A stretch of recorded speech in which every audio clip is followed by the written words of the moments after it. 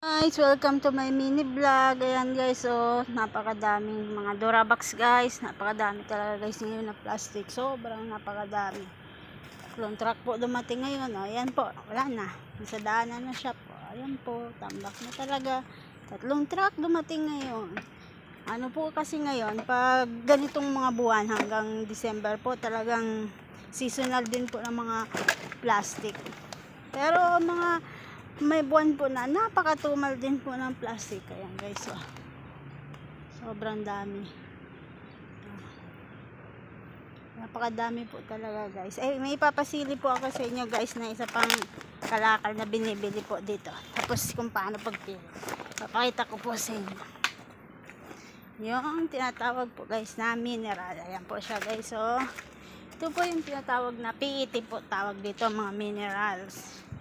Ayan guys, doon sa likod guys marami pa yan, may tagagawa din doon.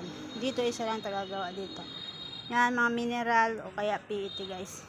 Ganito po siya, tatanggalan po yan ng level, ganyan po oh. Level sa katakip. Ito po yung class A din siya, malinis. Pag medyo madumi, kulay blue po, yan kulay blue, saka kulay green, ganyan po, kulay din po sila guys. Mineral po yan guys, or PET, mga plastic bottle po.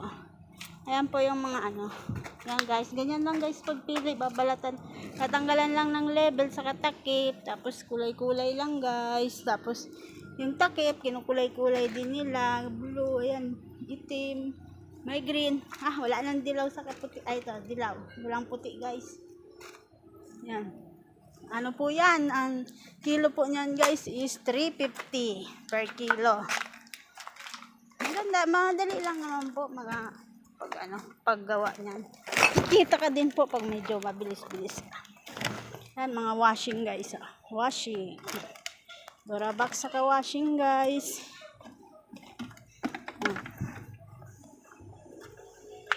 So tapos na yan guys, na mga gawa pa yan guys, tapos na guys, mga takip na baygon, kulay din siya guys, para pag giniling kulay siya.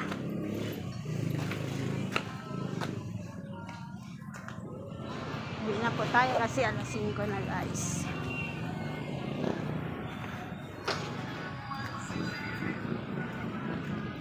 Guys, so karton for deliver na po siya, mga karton.